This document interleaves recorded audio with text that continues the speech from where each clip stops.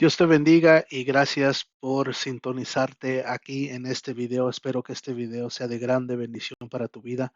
Hoy vamos a estar hablando de este estudio bíblico de las 7 iglesias del Apocalipsis. Posiblemente ya lo has escuchado en diferentes estudios bíblicos o alguien lo predicó en tu iglesia, pero hoy quisiera darlo en una forma de presentación y quiero decirte que ese es un estudio bíblico muy extenso. Así que vamos a tratar de dar las páginas las más que se pueda para no tomar todo el tiempo, sino que lo vamos a tener que hacer por diferentes partes. Así que invito también a todos aquellos que saben el español y al igualmente que saben el español y también el inglés, si se complica el no hablar mucho español, pues vamos a tener que también ayudarles a ellos poniendo aquí ciertas cosas en inglés. So today we're going to be talking about the 7 churches of Revelation. Vamos a proseguir a la primera página que viene siendo eh, la introducción hacia estas 7 iglesias. En los capítulos 2 y 3 del libro de Apocalipsis se hace referencia a las 7 iglesias ubicadas en Asia Menor. Sabemos que Asia Menor es un lugar en la antigüedad que hoy en día es Turquía, pero antes, en los tiempos de Jesús y después de Jesús, pues era conocido como Asia Menor. Y si podemos ver, Asia está localizado eh, al este, perdón, al este de Asia Menor y Europa está al oeste de Asia Menor. Así podemos ver ahí, casi en el mapa se puede distinguir ciertas islas de Grecia, y Israel está ubicado como aquí abajito. Este es el mar Mediterráneo y aquí tenemos la isla de Malta y por donde viajó Pablo. Pero para que se dé una buena idea de dónde están localizadas estas iglesias, esos son los lugares donde están los puntitos rojos, son los lugares donde están muy ubicadas, que hoy en día son lugares donde son ruinas. Ciertos lugares no existen hoy en día, los tenemos que ver en fotos y en ruinas, pero si nos podemos ir a estos tiempos y podemos estudiar las santas palabras de Dios y cómo Dios habló, Jesucristo mismo habló a estas iglesias a través de Juan el Bautista. Se describe el estado espiritual y Dios. Y a través de una visión dada a Juan, usted sabe, Juan el profeta, lo lleva a escribir mensajes específicos dirigidos a cada ángel. Si podemos ver que la isla de Patmos está localizada en estas islas por aquí. Entonces Dios le pide que escriba estas cartas y esas cartas son dirigidas a cada una de esas iglesias. Vamos a notar algo muy conjunto que Dios, Jesucristo mismo, le dice que escriba a cada ángel de estas iglesias. Quiero aclarar que cuando se menciona la palabra ángel en este contexto, no está hablando de un ángel celestial como solemos pensar o como la Biblia describe los ángeles. Sabemos que hay ángeles, existen los ángeles, pero en esta ocasión la palabra ángel en este contexto significa un mensajero. ¿Y quién es el mensajero de una iglesia? Pues un pastor. So, si nos podemos imaginar, Dios está mandando, Jesucristo está mandando a que Juan escriba a los 7 pastores ubicados en estas 7 iglesias, ¿verdad? Estos mensajes tienen la intención de transmitir un impacto significativo a cada comunidad de estos lugares. So, si pueden mirar el mapa ahí, número 1 es Efeso, número 2 es Mirna, 3 Pérgamo, 4 Tiatira, 5 Sardis, 6 Filadelfia y 7 Laodicea. Y esos puntos rojos es más o menos los lugares donde podemos encontrar estos lugares hoy en día o las ruinas. La iglesia que se menciona en estos capítulos representan distintas épocas de la iglesia en la tierra, desde el tiempo apóstico hasta el traslado de la iglesia al cielo. O sea, en otras palabras, si usted me permite, vamos a tratar de poner una relación, un paralelo entre cada una de las iglesias y la historia de la iglesia de Jesucristo, ya que podemos hacer grandes comparaciones, que cada vez que Jesucristo hace que Juan escriba, le hace entender cosas que le quiere hablar a la iglesia de hoy en día, que es usted y yo, si usted es seguidor de Jesucristo. Había en aquel tiempo otras iglesias ya establecidas en la provincia, Cuando estamos hablando de la provincia, obviamente estamos hablando del Imperio Romano todavía. Pero en estas 7 iglesias, Jesús vio las condiciones y etapas por las que pasaría cada una de estas iglesias y por esta declaración descriptiva nos da a conocer la historia espiritual y religiosa de la cristianidad. Estos 2 capítulos de Apocalipsis contienen importante literatura. ¿Y cuáles son los capítulos de los que habíamos mencionado? Que son los capítulos 2 y 3 del libro de Apocalipsis. Sabemos de que a través de la historia, hablando de la historia registrada, podemos aprender que existe un paralelo entre la Biblia, la historia bíblica y la historia que se le ha revelado al hombre. Y hay muchas verdades cuando hay mucha gente que hoy en día dice que la Biblia no es verdad, pero a través de la historia podemos ver que hay cosas, hay historia que verifica la Biblia. Alabado sea el Señor, y que podemos a través de la historia aprender de las cosas que sucedieron culturalmente y bíblicamente. So, vamos a comenzar con la primera iglesia, que es la iglesia de Éfeso. En inglés es the Church of Ephesus, ¿verdad? La palabra Éfeso quiere decir deseada o la deseada. Nos demuestra que la iglesia es el objetivo por excelencia del amor de Cristo. Usted sabe que Cristo ama a la iglesia. Es más, compara a la iglesia como la novia de Cristo y Jesucristo como el novio. Y el novio, amén, es eh, de le tiene que amar a la iglesia, como el novio tiene que amar a la novia. Fue a la iglesia de Éfeso que se le reveló lo concerniente a la iglesia como el cuerpo de Cristo. Si usted lee el libro de Efesios, puede hablar allí acerca del cuerpo de Cristo y se define su misterio como la esposa de él. So, allí declara de que la iglesia, el cuerpo de Cristo o la iglesia es el cuerpo místico de Cristo. No es que la iglesia sea un cuerpo literal, sino es un cuerpo místico que no se puede tocar. Es un símbolo de que la iglesia es el cuerpo de Jesucristo, ¿verdad? La iglesia de Éfeso en los versículos del 1 al 7 representa la historia de la iglesia desde el Pentecostés hasta el fin del primer siglo. Acuérdese que un siglo son 100 años, ¿verdad? Y estamos hablando del primer siglo que viene siendo los primeros 100 años después de la muerte de Jesucristo. Sabemos y entendemos que Jesucristo vino a esta tierra en el año 0. Obviamente va a haber gente que va a decir no necesariamente vino en el año 3 o nació en el año 6, etcétera. Obviamente nadie sabe exactamente el año que él nació, pero para motivos de no complicar tanto las fechas y no ser muy técnico, vamos a decir que Jesucristo nació en el año 0 y en los primeros 100 años de la existencia después de su nacimiento, pues estos son los acontecimientos que suceden. También se le llama la época apostólica. ¿Por qué usted cree que se le llama la época apostólica? Se pueden ver las condiciones espirituales en general de la iglesia de aquel entonces en los tiempos modernos. Apocalipsis 2.1 dice, escribe al ángel de la iglesia en Éfeso, el que tiene las 7 estrellas en su diestra, el que anda en medio de los 7 candeleros de oro. Revelations 2:1, to the angel of the church in Ephesus write, these are the words of him who holds the 7 stars in his right hand and walks among the 7 golden lampstands. Amén. Primera de Juan 4:1. Podemos hacer referencia en la Biblia. Aquí dice, amados, no creáis a todo espíritu, sino probad los espíritus si son de Dios, porque muchos falsos profetas han salido por el mundo.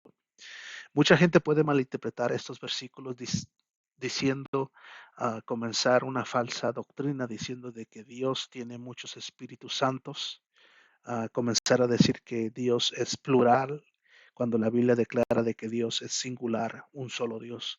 Y quiero enfatizar que nosotros creemos en un solo Dios, un Padre, Hijo y Espíritu Santo. La Biblia dice en Primera de Juan, amén, que son 3 los que dan testimonio en el cielo, pero estos 3 son uno, ¿verdad?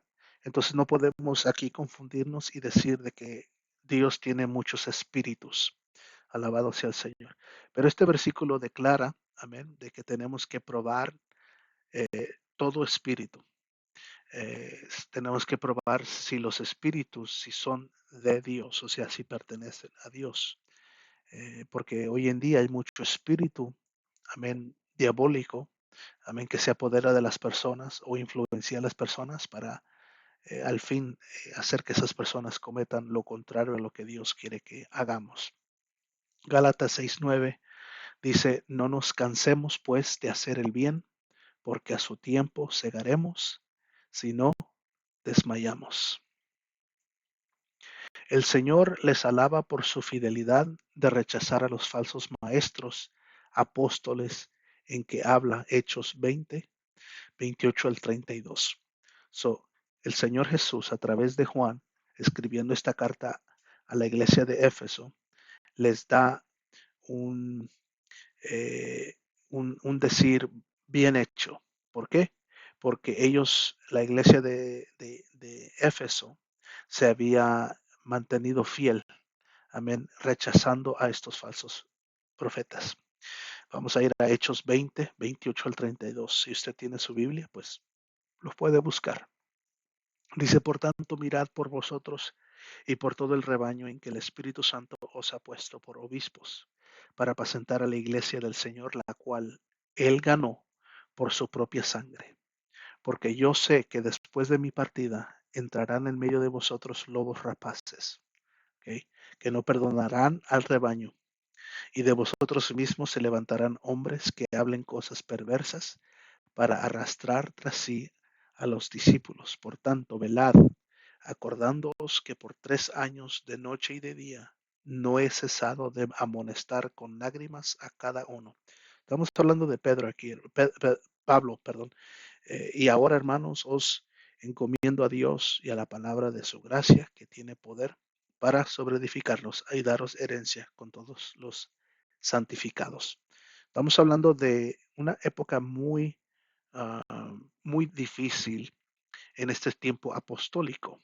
¿Por qué se nombra el tiempo apostólico? Porque era el tiempo de los apóstoles, donde los 11 apóstoles de Jesucristo que habían aprendido de Jesús mismo, viéndolo cara a cara, viviendo con él, comiendo con él, riéndose con él, alabado sea el Señor, orando con él.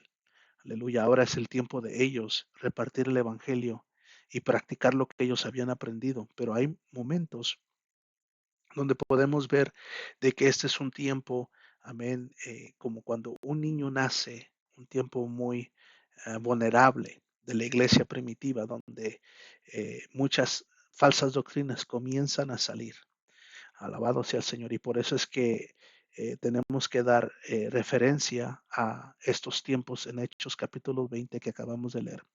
Amén. Esos apóstoles identificados por Pablo se llamaban los Nicolaitas.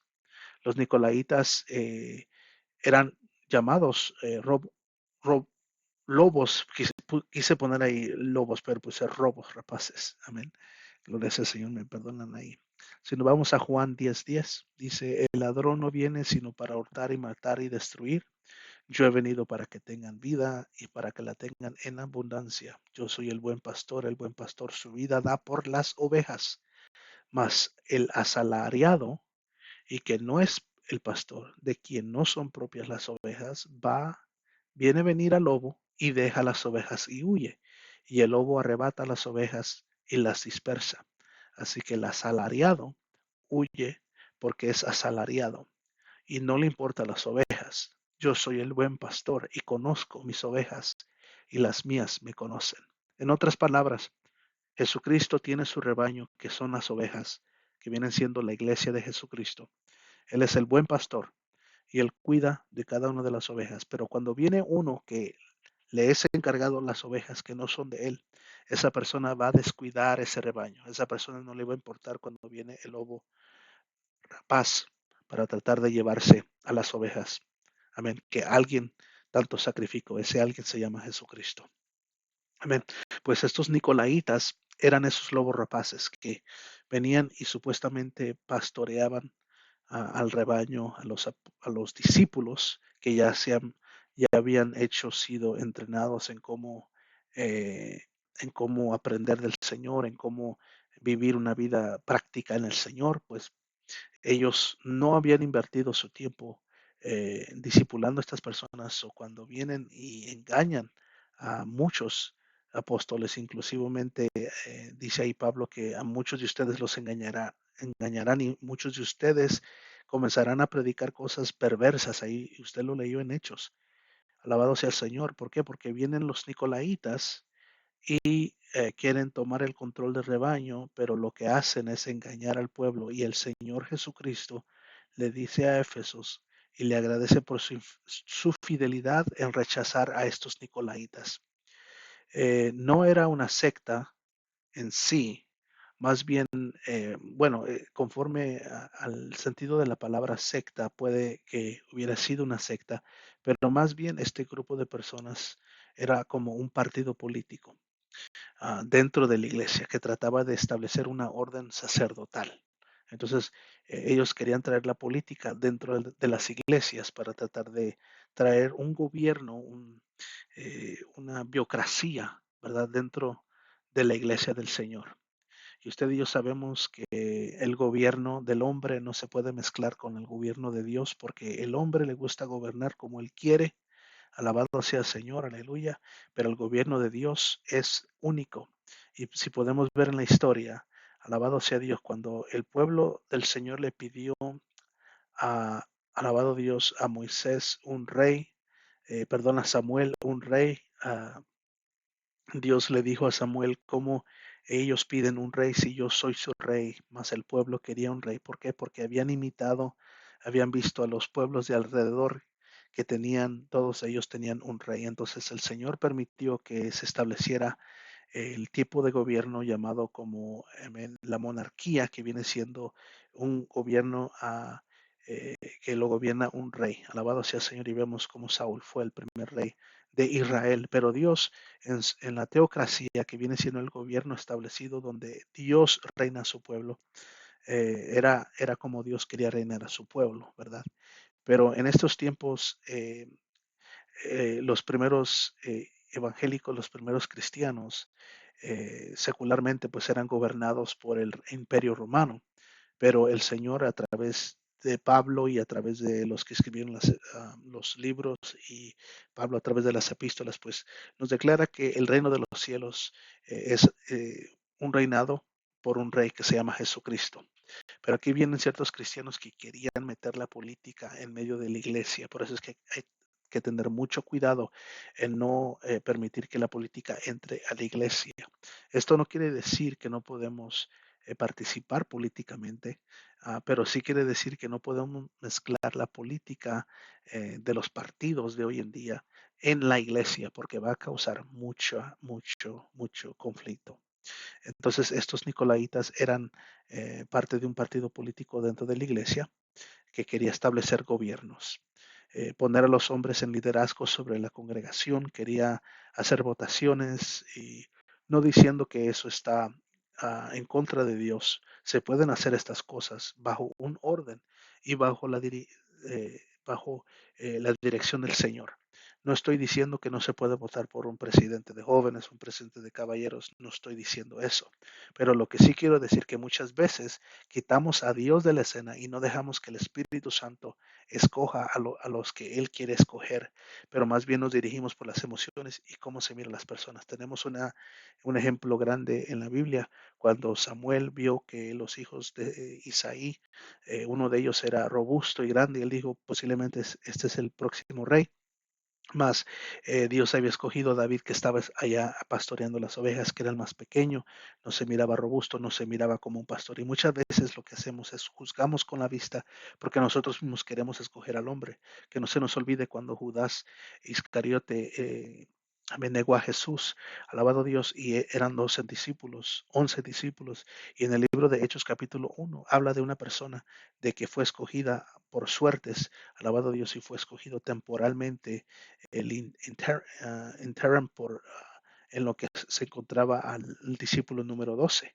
De este hombre no se escucha que hizo cosas grandes, pero fue la razón que el hombre lo había escogido.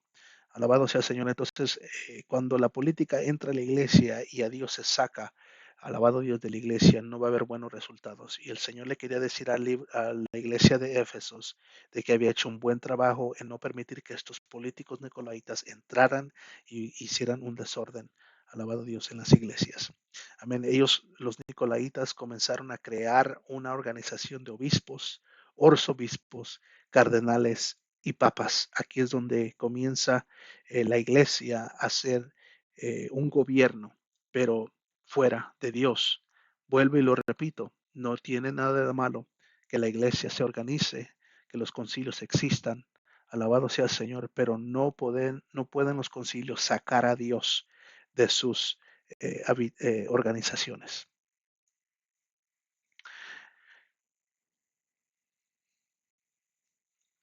El concepto básico del pastor y su rebaño se pierde en estos eventos políticos y biocracia.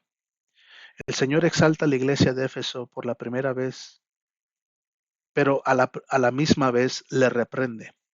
Apocalipsis 2, 4, 5. Pero tengo contra ti, todos sabemos este versículo, ¿verdad? Que has dejado tu primer amor. Y arrepiéntete y haz las primeras obras.